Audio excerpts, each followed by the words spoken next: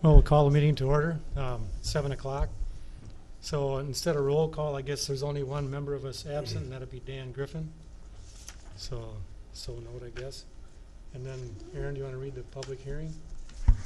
Please take notice that an application has been made by Robert and Heather Strand of Buffalo, Minnesota for a conditional use permit to build a dwelling on less than 40 acres in an agricultural district in Yucatan Township. They're making application as the fee owners of the lands. A hearing on this application will be held at the Houston County Commissioners Room in Caledonia at 7 p.m. on Thursday, July 25th. Anyone wishing to submit written information regarding this hearing must do so by Monday, July 15th. All persons having an interest in the matter will be given the opportunity to be heard relative to the granting or denying of the application, and this was advertised on July 10th. Well, if the applicants want to come forward and just kind of speak into the mic and explain your situation. And before they start, if I can correct one thing as I quickly review the staff reports here, I notice on page 2 in the site characteristics section, the first two sentences are, I suspect I was interrupted or something. I don't know what I was getting at, but it says the property is located in the southeast of the Section Township range. There are dwelling presently in this quarter. Disregard that. There are no dwellings in that quarter. I think I'm missing some words there. Okay. Hi, Hi. I'm like you said, I'm Rob. This is my wife Heather Strand. What brought us here? What you were saying? I didn't hear you back there. What's that? Or why are we doing this? No, just explain what your plan is. Oh, what Yeah, our plan is? yep. Basically, what we're going to do is we want to build off County Road 15 there. It'd be straight across from where the Girl Scout camp used to be. And basically, it's going to be a 2-bedroom dwelling. With a garage. Yeah, with a garage. So. I can maybe provide some Yeah. basics here. So it's 2 parcels that they own. The application's for the smaller of the 2, but together they own, was it 17 acres? Is that about right, or is it 22. 22 acres total? So they're in that CUP category because of that. The site itself, there's likely it's a bit challenging in that it's a small building envelope. The ordinance requires 9/10 of an acre to be identified as a building envelope. Much of that is to account for adequate space for septic systems and replacement septic systems in the future, as well as folks who build in the country tend to have a detached garage as they're proposing, or outbuildings and such. If you look on page 2 of your staff reports, figure 2 shows the areas that are beyond the slope restriction. So once you go to the east beyond that shape, we're in the 24% slopes. Now these wouldn't constitute bluffs because we don't have an elevation change. That's enough. But in terms of calculating the buildable area, that figure there, or that shape there, represents kind of a rough calculation, and that is a touch over an acre, I believe.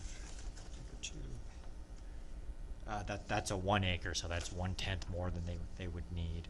Additionally, when they had their septic design work done, they had a second replacement site identified by their designer. So there is a place that would allow that. So if that's not a bluff, there's no need to be a setback from the bluff? Correct. There's no setback. It's close to being a bluff in that we're very near the shoreland overlay district. That's 300 feet from the bank. Within that district, the elevation change needed to call it a bluff is substantially less. It's only 25 feet. In talking with the DNR about how we should what we should consider this, we concluded that no, it wouldn't be a bluff. If you see, as we move further to the north on the creek there, the slope gets a lot closer. So, for instance, in that bend where it comes very near the road, that would likely be a bluff at that point. But in this case, we're outside of the 300 feet, and the drainage from that slope is not going directly into the stream, it's going across the field before it enters. So the two reasons for the, primary reason for the bluff setback in shoreland has to do with sedimentation of the stream. So they were comfortable letting the non-shoreline bluff standards control here, as was I. Outside of a shoreline, it takes 50 feet of elevation change at a certain slope to constitute a bluff. On that same note, you can see on page 3, the figure 3 is showing some slopes and some elevation changes across the slope that's below where they're proposing the house. So they're in between two cross sections there of 21% and 16%. As you move further north, the slopes get steeper. There's a lot of water features on the parcel, or I guess on that parcel and the co-owned parcel to the east. Below on page 3, you see the overlay of the 100-year floodplain. They're well outside of that, and they're about 10 feet above the base flood elevation where they're proposing to build.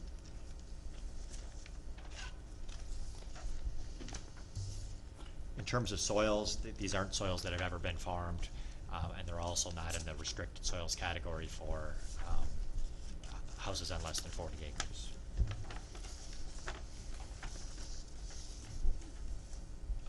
Lastly, I guess I'll say that they received driveway permits some years ago, have an installed driveway, so no connection change to the public road would be needed for this application. Are you using the driveway that's there now? Plan on using the driveway that you have now? Yes, yeah, we do. And it's gonna be a 2-bedroom house with a basement? No basement. No basement. No basement, so It'll they're, be slab on grade. okay. With attached garage. Yeah, I and then didn't know if we're you're gonna do that, or because of the slope, you're gonna have a walkout basement or not, so, just a No. flat. Yep. It's flat. And then we're not gonna be building north on that page 2, where it's a lot steeper. We won't be going that far up anyways, and if you go on page 7 or 7, I don't have my glasses, 7, Eight. 8, that's more where it's gonna be. And that one road coming down from the driveway, that road going up used to be the old Yucatan Road there, back in the 70s or whatever, I guess, when they shut down, when they changed and put in County Road 15. That used to be the old road that cut over to the Girl Scout camp. So that is that original road there, so, and it's still, I mean, it's not in county or any of that stuff either. It was all, taken over by Dwayne Peterson back in the day, when they rerouted 15. So you own it then? Yes, Yep. yes. So you're gonna have excuse me, an attached garage and an additional building too? No, just the home with the the up- attached garage. Yeah, the upper part is the septic, that's where the septic proposal, that's where the septic's gonna be. I'm Are you- still on page 7. 7-8, yes. Yeah, that square in the upper, That 1,900 square feet, Yeah. that's the septic design, that's where Okay. the septic's gonna be, is up there. okay, all right, thanks. And then I tried to set up the setbacks the best I could, you know, when I was on that Beacon Schneider Corp. So you had an idea with how far off we're gonna be off the road Mm-hmm. with the setbacks. And that 36 by 36 was basically the scenario, that's the biggest we're gonna go with our house. It's actually not gonna be that big either, cause it's just us two. Any other questions from the planning commission? 28 by 28, is that the garage? So that's the smaller Yes. square below?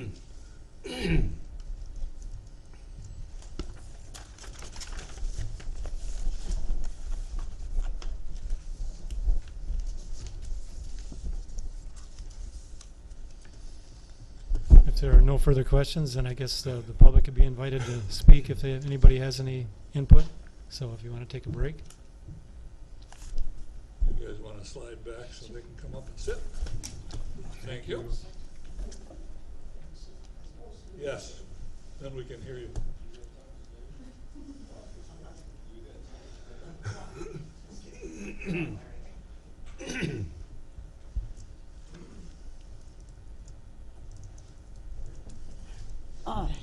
Deborah Dewey, Yucatan Township. The only concerns some residents have is we're an agricultural community, and they worry about people moving into the farming country, complaining about noise, dust, animal odor. And you know, farmers, when the weather's right, they can be out there all night long with machinery, harvesting or planting. And you got cattle making noise, you got hogs making smell. And that's their only concern. They don't want to have to put up with a neighbor's hand. You can't do that anymore because I don't like the smell. Okay, Larry Galliston, Yucatan Township. We welcome people to build in our township. It helps us on our tax base, it does. And that's one of our main questions. We were wondering, is there an ordinance to protect farmers? We are a farming community.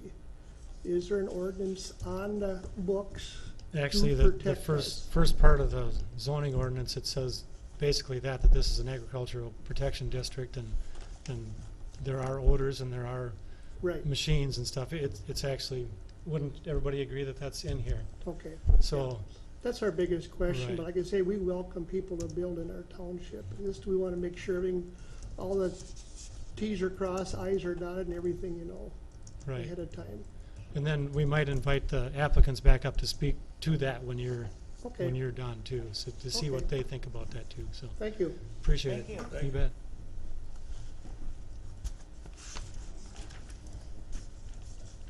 Any other comments from the public?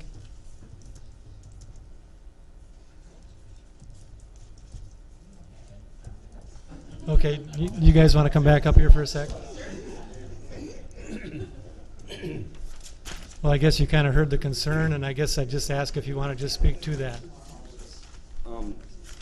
Yeah, one of the things is I did go talk to the closest farmer to me, and him and I told him too, I said, hey, he goes, I got a spray and stuff along my fields and everything, and yeah, you know, what do you think of that? And I told him, why don't you just give me your spray, what you use, and I'll spray, you know, towards your field, and I'll work with you on whatever you need. But I said, if you do need to spray, I understand farming, because, you know, my grandparents and stuff farm too, so keeping fence lines and stuff clean, that's fine. And as for down there, we've never had any issues with farming, you know, with you know, plowing fields or taking anything out. Like, you know, I think probably the biggest concern you're gonna see down there is more side-by-side four-wheelers and stuff like that flying around, and Which we don't have. we don't own that type of equipment either, so. How long have you owned that 7 property? years. 7 years. Yeah. And you've spent some time down here. There's currently Yes, an yeah, RV. We Yeah. bought that land Yeah. from Dwayne Peterson 7 years ago, so. So you're kind of familiar with the process in the Yeah. area? Yeah, we've worked with those guys. Our two neighbors, they're actually here to support us, Okay. you know, they wanna see this too, so Okay. happen too. so. Certain times of the year, they spread stuff out there that smells a lot. I grew up in the corner of a cornfield, so that Oh, there is you go. not anything. That's, yeah, we're not gonna, we're not. That's we're it, that- that's Yeah. significant.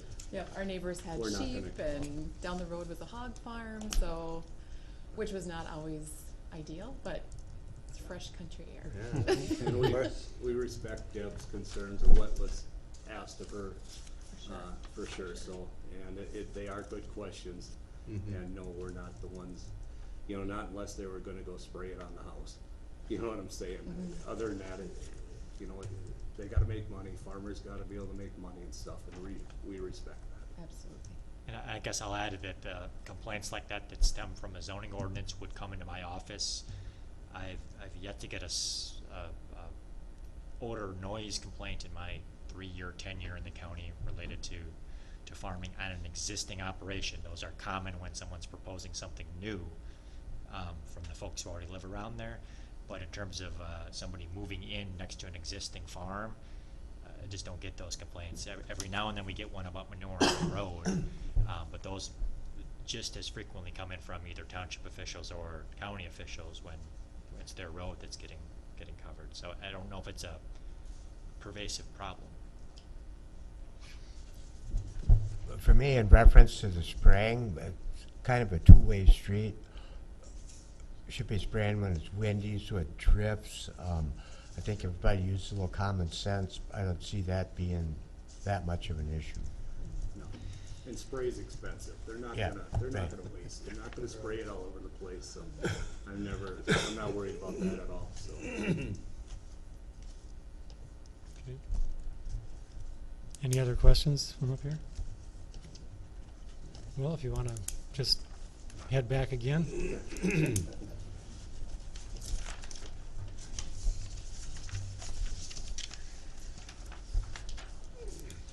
Any discussion from the planning commission before we go to the findings of fact? You ready? Aaron, you want to lead us in the findings of fact here?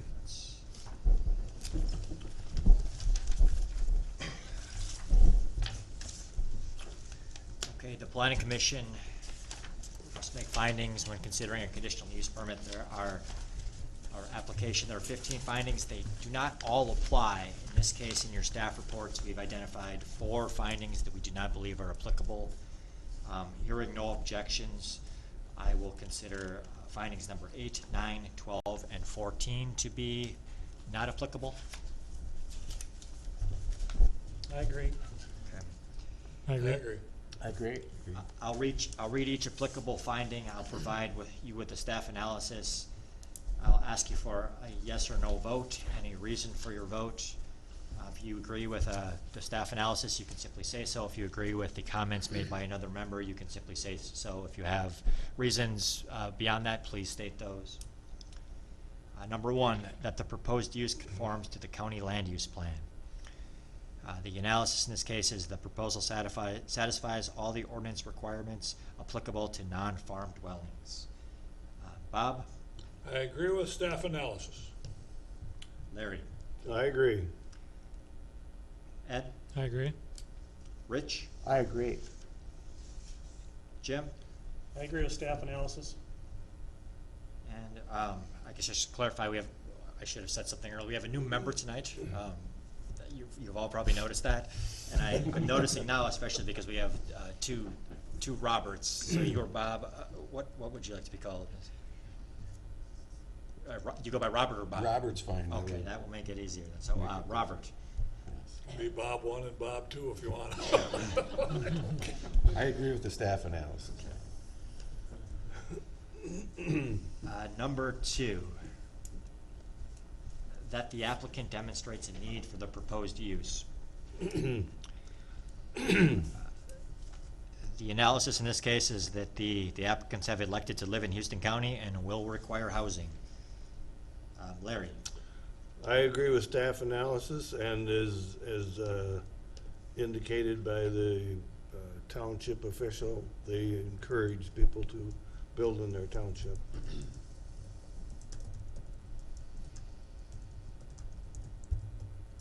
Ed? I agree. Rich? I agree. Jim? I agree. And Robert? I agree. Number 3, that the We're gonna proposed use. skip Bob. Yeah, I just noticed that you missed one guy. Oh, Bob, sorry, yes. I agree with staff analysis and Larry's comment.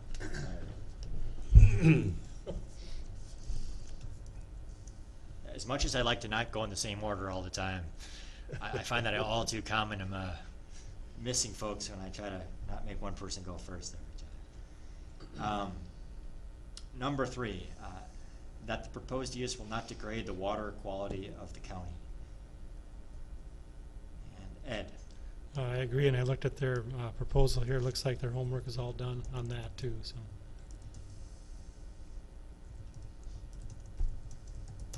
Rich? I agree.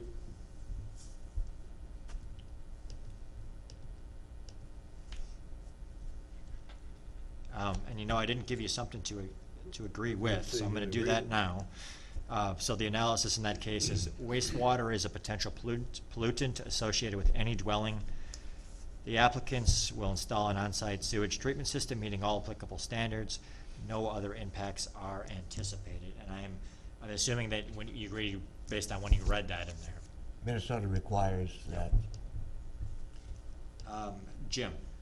I agree, referring to Ed's comments.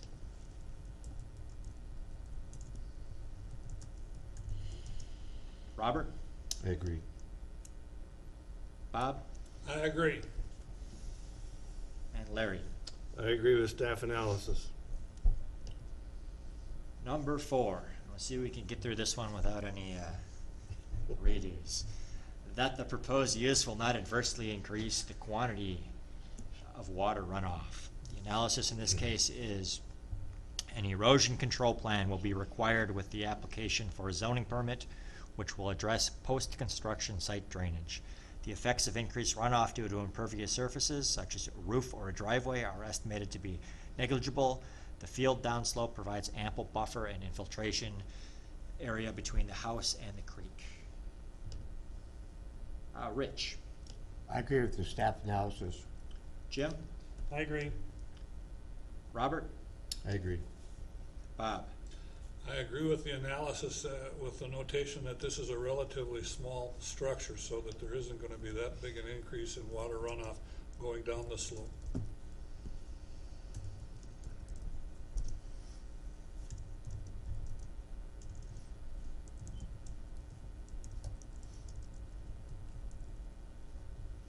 Larry?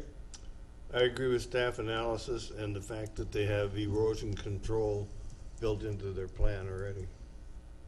Ed? I agree. Number 5, that soil conditions are adequate to accommodate the proposed use. Analysis in this case, the soil survey indicates ground slope to be the primary challenge for construction at the location.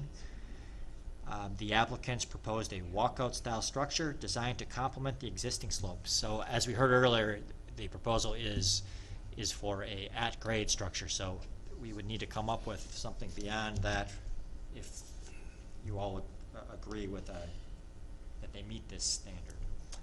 And are we on Jim? I agree that they meet the ordinance requirements.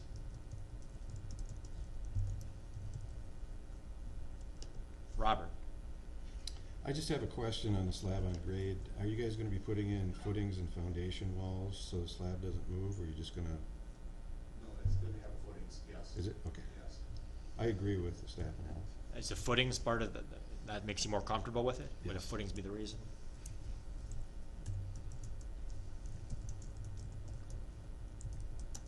Bob?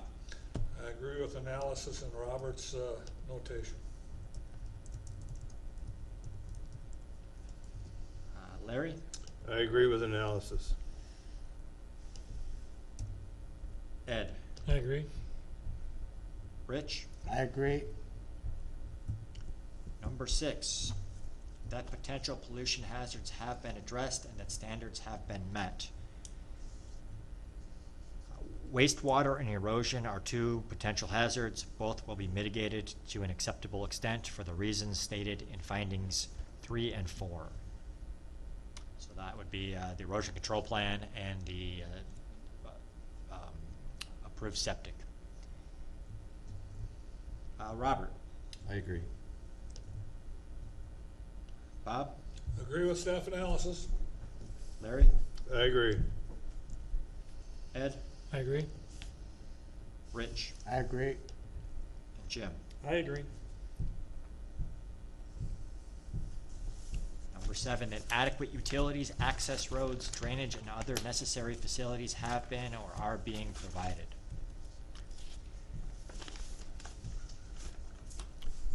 A septic design has been completed. A connection to the county road was approved in 2012. The placement of a house on the site is not thought to create drainage problems. Bob? I agree with staff analysis, plus the drive area is already in place. There won't be any change.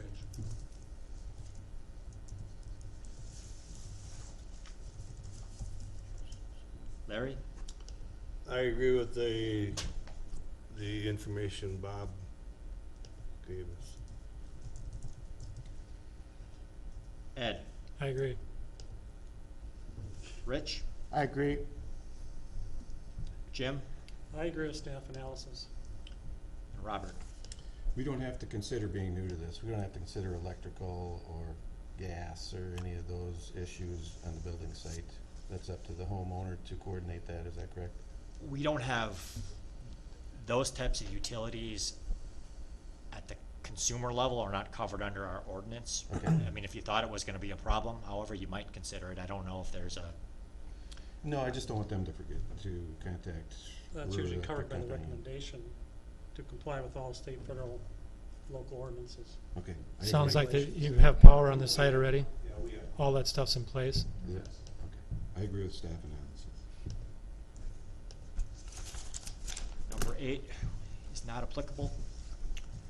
Number 9 is not applicable.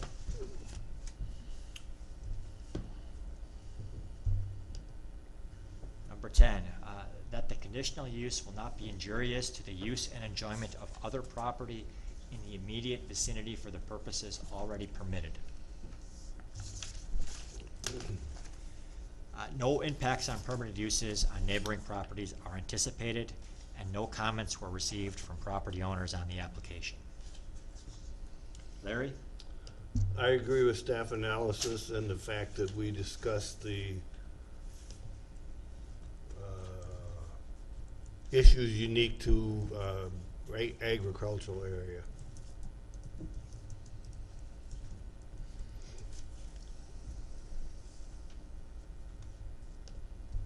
Ed? I agree, and I, with Larry's comments also.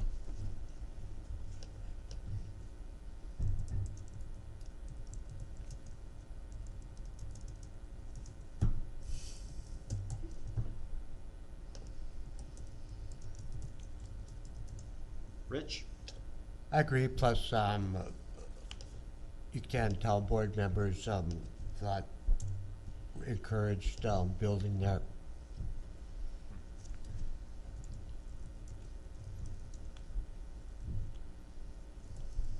Not on that site, but in the township. Jim? I agree. Robert? I agree. And Bob? I agree. Number 11, that the establishment of the conditional use will not impede the normal and orderly development and improvement of surrounding vacant property for the predominant uses in the area. Granting the permit will close the southeast of the southeast quarter due to the dwelling density policy. All remaining property in that quarter is owned by the DNR, an entity whose predominant uses does not include dwellings. Ed? I would agree with the analysis. Rich? I agree. Jim? I agree. Robert? I agree. Bob? I agree with the notation that it falls within all the county ordinances requirements stipulated for this type of situation.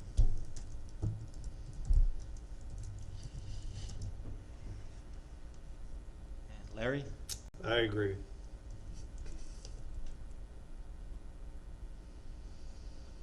Number 12 is not applicable. Number 13, that the density of any proposed residential development is not greater than the density of the surrounding neighborhood or not greater than the density indicated by the applicable zoning district. And the application conforms to the one dwelling per quarter density limitation. Rich? I agree with staff analysis.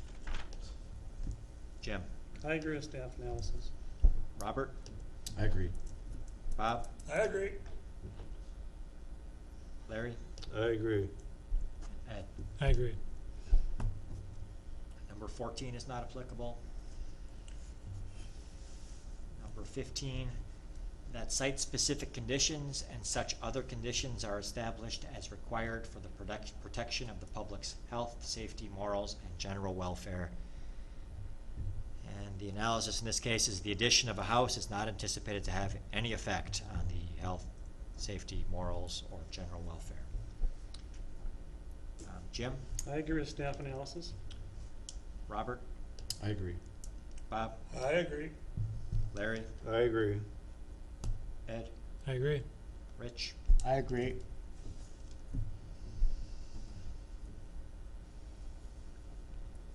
should the board choose to grant the request, recommending one condition, the permittee shall comply with all federal, state, and local laws and regulations.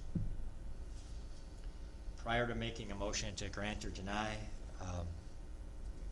you might consider a motion to approve the findings that we just made. I would like to make one comment.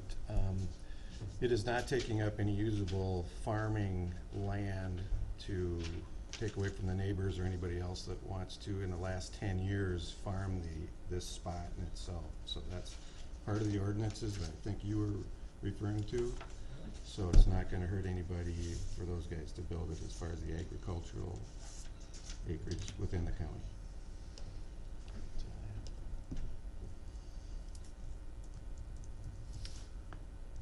What, we're looking for a motion to accept the analysis?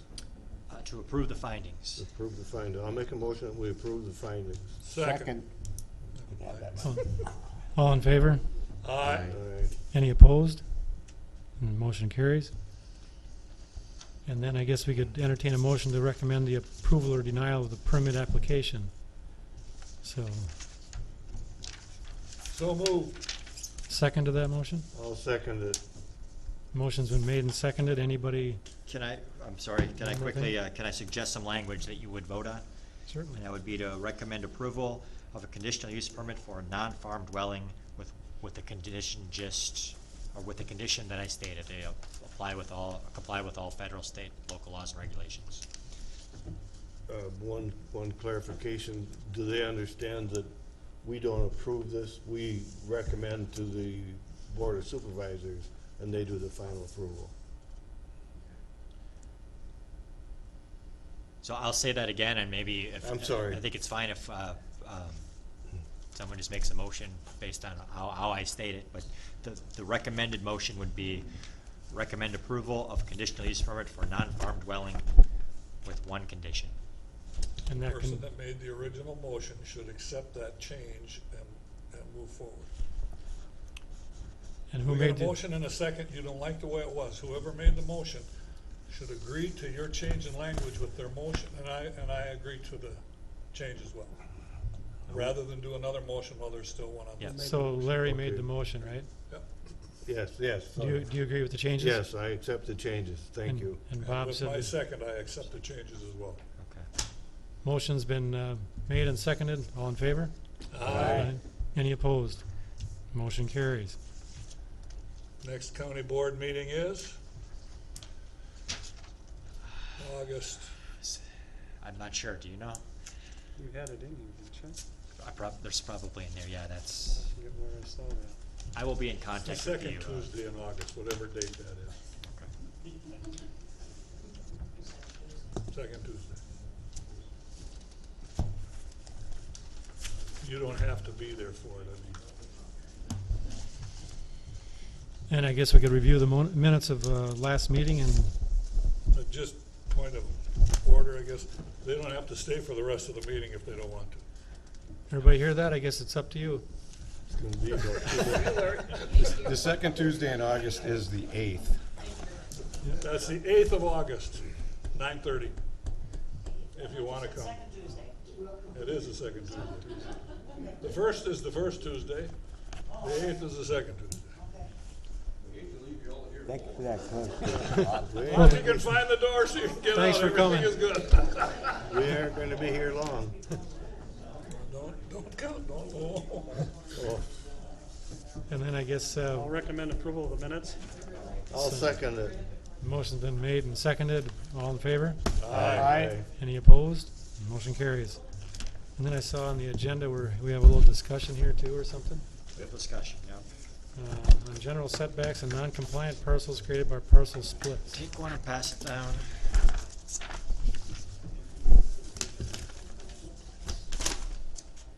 It's just kind of picky, I guess. When we add that condition that you follow all state, federal laws, are we being kind of redundant? I mean, It's a cover ass clause.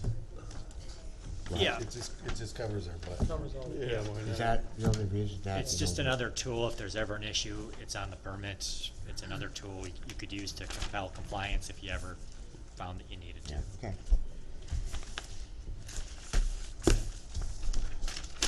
So what you have there is a setback cheat sheet that Amelia in the Environmental Service Office recently made up. But it covers most of the setbacks that we commonly use in our office. In talking with the county board recently, there's some interest in taking a look at this from two angles. Number one, are these the appropriate setbacks to have? Just in general, why 50 feet? Why not 65 feet? Why not 30 feet? And I say 50 feet because I'm talking about the ag district, but that's the most common one we apply from a property line. The second part of that is we've worked through, Larry would well know that we've worked through a lot of variance requests for setback variances that are needed due to a property split. So currently when properties split, they don't go through the zoning office. What happens is a legal assistant usually brings over a bundle of deeds to the recorder's office. Those deeds are recorded with the county, and those deeds have legal descriptions which are drawn in by the auditor's office, and presto, a new parcel's created without any looking to see if it's hitting what our zoning setbacks are, or another thing might be somebody gets a house on 40 acres and the next day splits it off on 5 and sells the 35 acres back.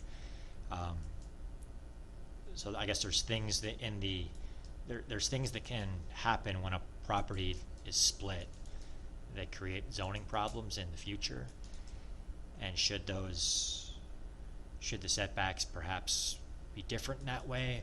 Do we want to, because there has been no review, and because now when we interact with the owners of those parcels, we're dealing with folks who, in most cases, weren't involved in making the decision as to how to split the property, and that may have been 3 or 4 property owners ago.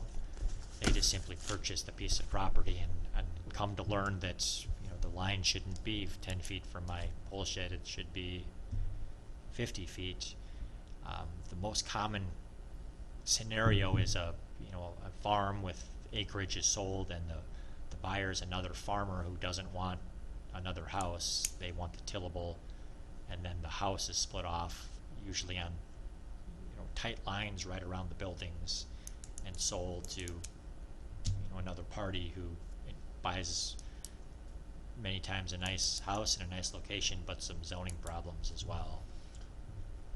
We kind of started this with Karen's, with that, his storage shed button up to a property, which he actually owned, but I mean, the problem could have been that he didn't own it, right? Yeah, and I'm not even sure if that was a split there, but Larry, being on the Board of Adjustment, has seen Yeah, yeah. 3 dozen of these probably over the last 2 years. Oh, yeah, and, That's just the tip of the iceberg, isn't it? well, there's a lot of them out there that we haven't seen, I'm sure. For me, I think the problem is people don't have any clue that that's an issue. Yeah. And it's difficult to get that in front of them, The other thing, one at Aaron, state highways, what's that, 130 feet, if you look at Highway 16 from Houston, to Rushford, those setbacks vary. I mean, you go 5-6 miles and they move back and forth, so I don't know if we'll ever hit the perfect thing, you know what I mean?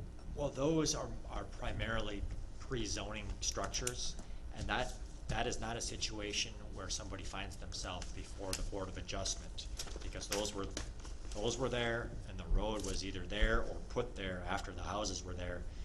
They're not in violation of the ordinance. They have a legal non-conforming use. But if you take a house on 40 acres that in 2010 meets all the zoning requirements and now stick new property lines around it that don't meet the setbacks, okay. that is not a legal non-conforming use because the lines that you just placed don't predate the zoning ordinance. You put the lines there after the rules are on Okay, the books. yeah, I get that part, but, Well, and part of the problem is, as Aaron said, it's maybe 2 owners ago. yeah. And we've discussed in meetings that was 2 owners ago, we can't hold them responsible. These people bought this, they didn't do it, we can't hold them responsible. How do you enforce your ordinance?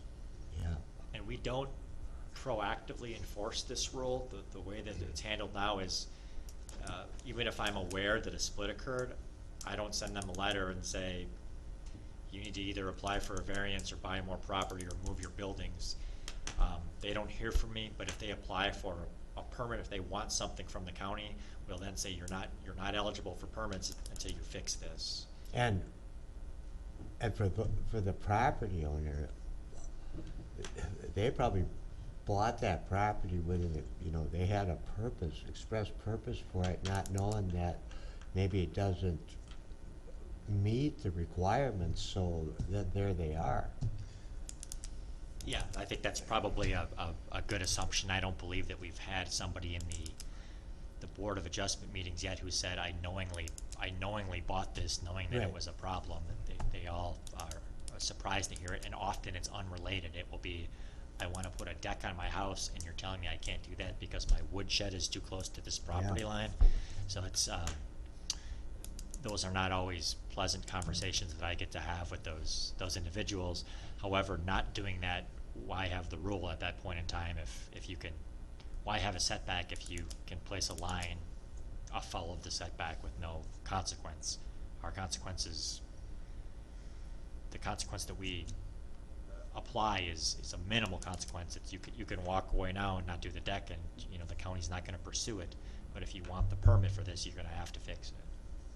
So what the board would like the planning commission to consider are perhaps ways to fix this on a larger scale, not a case-by-case scale, because we likely have hundreds or thousands of these instances occurring throughout the county. If we put language into the ordinance that said something to the effect of all deficient splits that occurred in this manner before this date with this result, or you could put a lot of parameters around it, are considered legal uses or something to that effect, then we would essentially wipe out all the problems for all those parcels in one fell swoop. Some thought would have to go into that, and that what parameters do you want to put around it?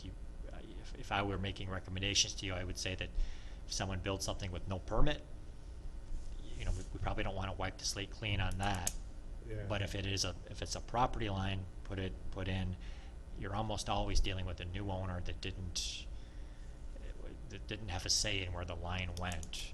Is the board, Aaron, sorry to interrupt, is the Board of Adjustment looking at the same thing? Well, they get to fix them, but I mean, Well, right, but I mean, if they get to fix it, maybe they should have input into what they're gonna fix. they did pass a They've come to the resolution. board and asked us as a board to change it so that they don't have to go through all of these Yeah. Board of Adjustment actions with regard to the improper setbacks and whatnot that people have inherited when they bought the land. Yeah, what I'm saying is that they see more, they actually have to deal with the problems, maybe they have some input into, Yeah, I think You know what I that's perhaps, why the design in the county is having a Board of Adjustment member on the planning commission, because really, language that changes ordinance, that doesn't originate in the Board of Adjustment, that originates out of the planning commission. But I think Larry would be a good resource. He's quite familiar with them. If we wanted specific input, we could ask the Board of Adjustment to weigh in, given that I'm intimately involved with those, and as is Larry. I think we would probably say similar things as the board as a whole were if we were offering advice from the experience the Board of Adjustment has had in that area. So is this is a sweeping distance from property line to building, whether that's in a city, town, village, or rural area? They're different. Only rural. Yeah, it's different district by district. So if you go out of Caledonia here to the Frank Edition, those are all residentially zoned, different set of setbacks. Much less common to have those parcels split because they start out as, usually about an acre. Not that it never would happen, but The only time you see a split like that is if two neighbors buy the empty lot between them and split it, so they don't have a neighbor in between. Does Well- the board have any ideas, any parameters that we should have, any suggestions, or as far as?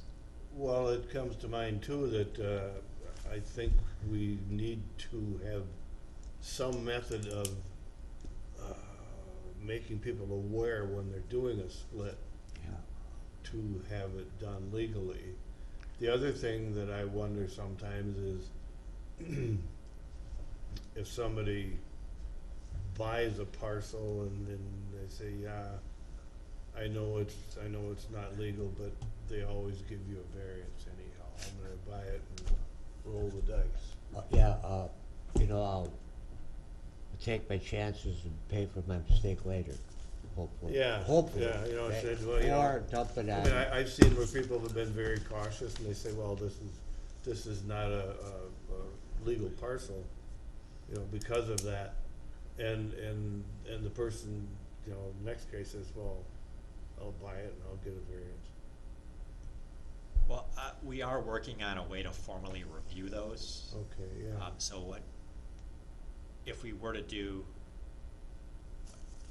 if I were making recommendations to you, I would tell you that a sweeping change to kind of grandfather in all the existing ones shouldn't occur until we've stopped the creation of new ones Yeah, moving yeah, forward. I agree. Yep. But that's probably not going to occur through a change in the ordinance. That's going to occur through a change in how we process that type of information that comes into the county. So I think that it's appropriate that, I'm working with the county administrator and the recorder's department and the assessors or the auditor's department on how we can workflow that and put a process in place where we're formally reviewing these things so that even if somebody wants to, I'll make an illegal split and deal with it later. We won't allow that to go through. Yeah. But at the same time, the planning commission could be looking at what then, once we get that component of it fixed, how do we handle all the rest of these, and that's where that ordinance language would come in. And it's not something I'm asking that you solve here tonight. Yeah, I'm just yeah. trying to get it on your radar so you're thinking about it. We used to, with septic systems, we saw this a lot. Everybody thought like it was the colony and the state requiring, a septic inspection. Really, mostly it was the banks who want, So then you get, somebody sells a lot, it's too small, you got a failed septic system. What do? Where do you go with it? I mean, and so the buyer or the homeowner, if nobody tells them, okay, this is a problem, and usually my experience was that, nothing against real estate agents, that was the last thing, that was talked about, money, blah, blah, all that stuff, and then all of a sudden you got somebody, they're closing and they find out, oh my God, I got a failed septic system, and I don't have a place to go with a new one.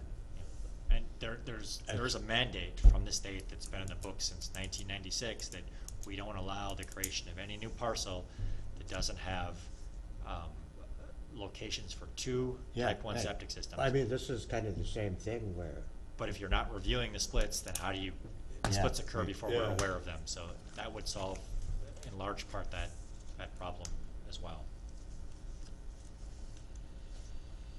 So I provided The these. three questions that you're wanting an answer to, or that wanting everybody to think about is, are the setbacks too stringent? Or too lenient, either way. I mean, or are too they lenient? appropriate? I Yeah. doubt if we're gonna make them more. No, but I don't want to push you in one direction, so. Yeah. Yeah. Then, do we change, at some point, change all the existing splits that we've got on the books and just grandfather them in as accepted, whether they're right on the line, 10 feet from the line? I mean, they don't meet any of the criteria for the setbacks or some of the other aspects of the zoning ordinance. And then the third one, when people split a piece of property and their law clerks bring in all of these parcels that they want recorded, they can't be recorded until that parcel has been reviewed to make sure that it meets all the criteria of the county ordinances. Well, I don't need the planning commission to consider that third piece. The county board at some point will likely have to consider that, but it won't come through the planning commission. So it would be, the first two is the setbacks in general, are they appropriate? Would changes benefit the Houston County? And secondly, the grandfathering in. Because we have a lot of these, what's the best way actually, I shouldn't even say the grandfathering in. What is the best way? Would a change in the ordinance be a good way to deal with a large quantity of non-compliant parcels that have been created? And as a subset of that, would we draw some parameters around which ones we might clean the slate on if we chose to do that? Is there one, Larry, setback that the Board of Adjustment sees that is especially troublesome? I mean, one that just jumps out that you see over and over?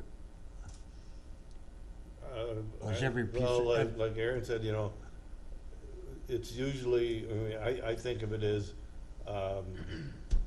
the farmer is getting older, he wants his children to build somewhere close.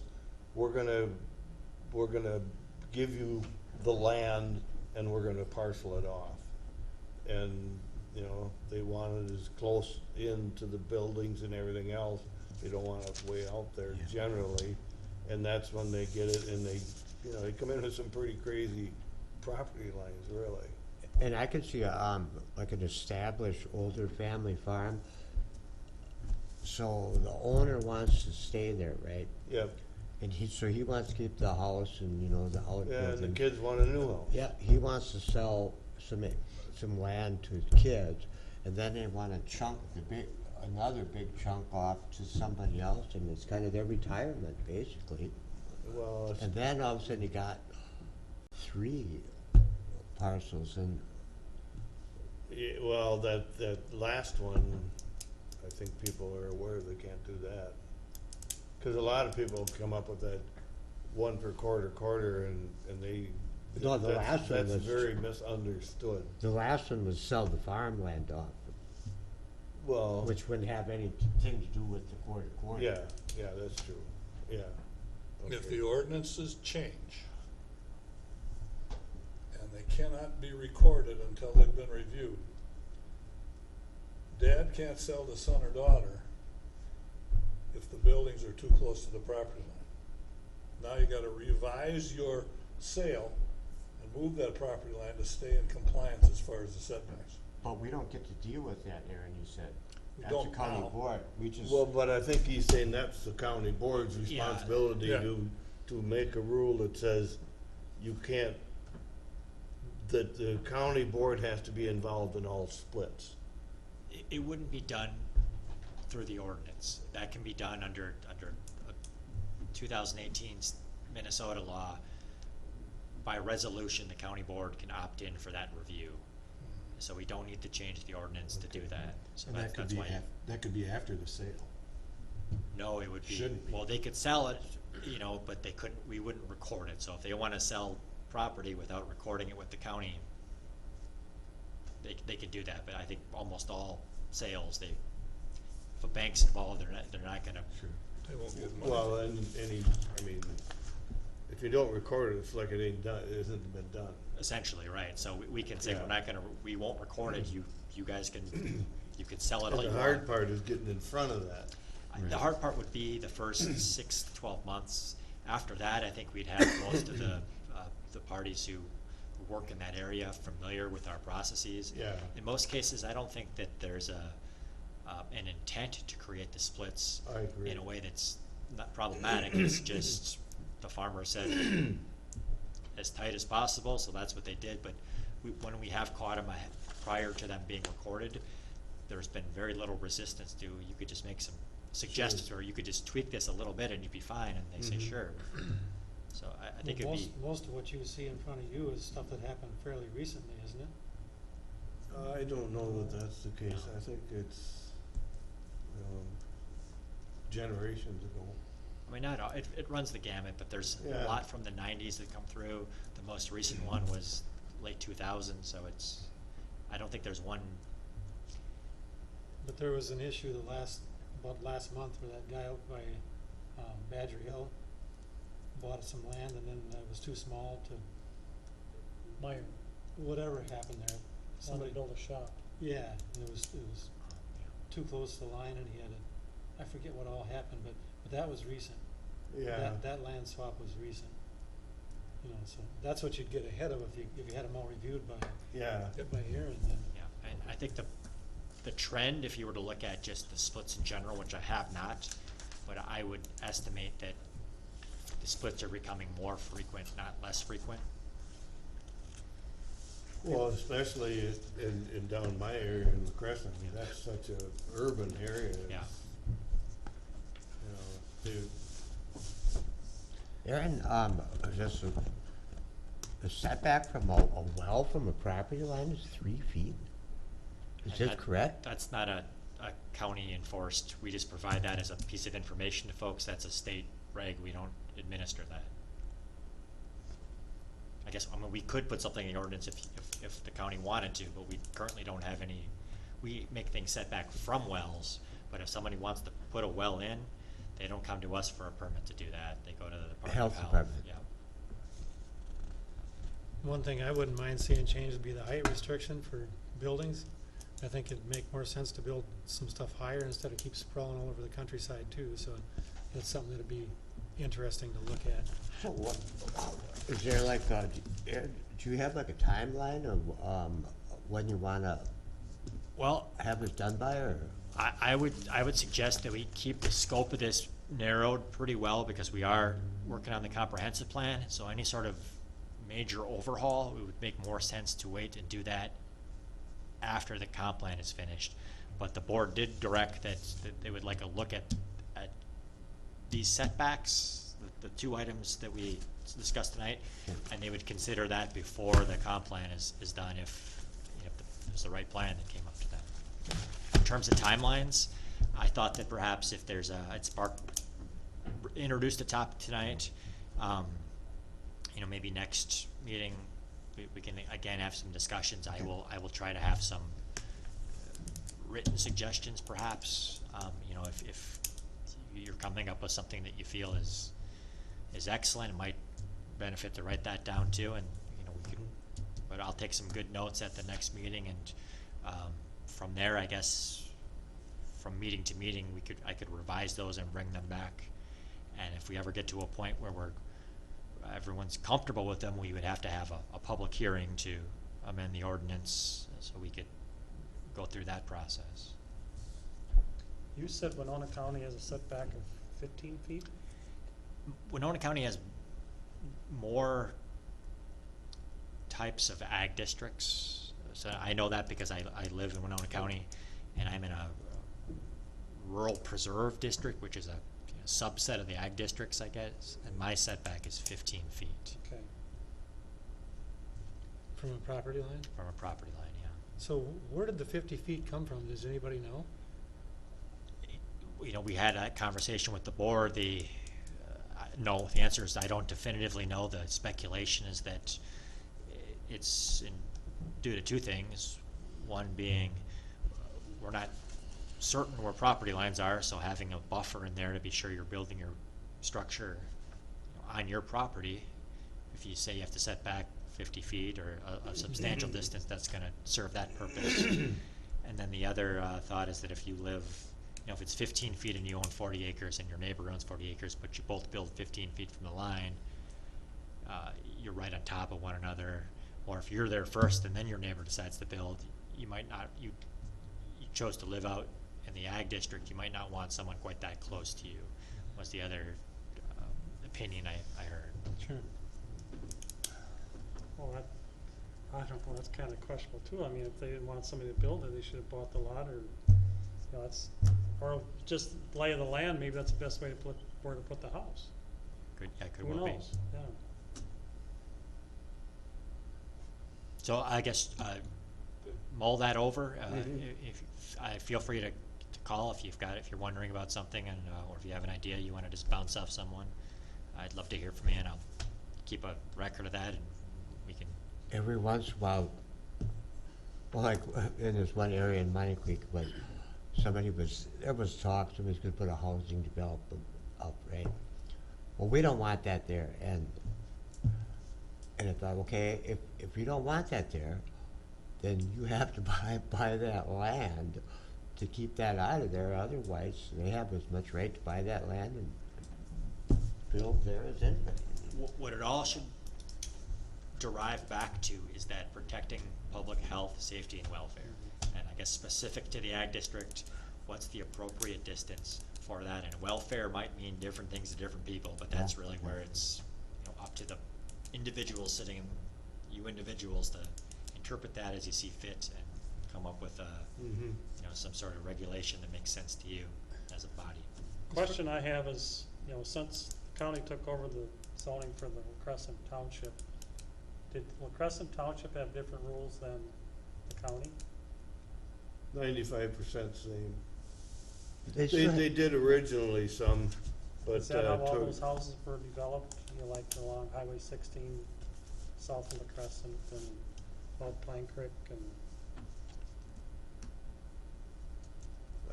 there's certainly not one per quarter, are There's a there? lot of subdivisions down there. Subdivision. oh, yeah, okay. and they're, I mean, I'm aware of some spots they were just laxed in their zoning, they just, I don't know how, you know, they've come to me and they said, well, how did so-and-so get their house there? And I said, I don't know, it wasn't on my watch, you know, it's more than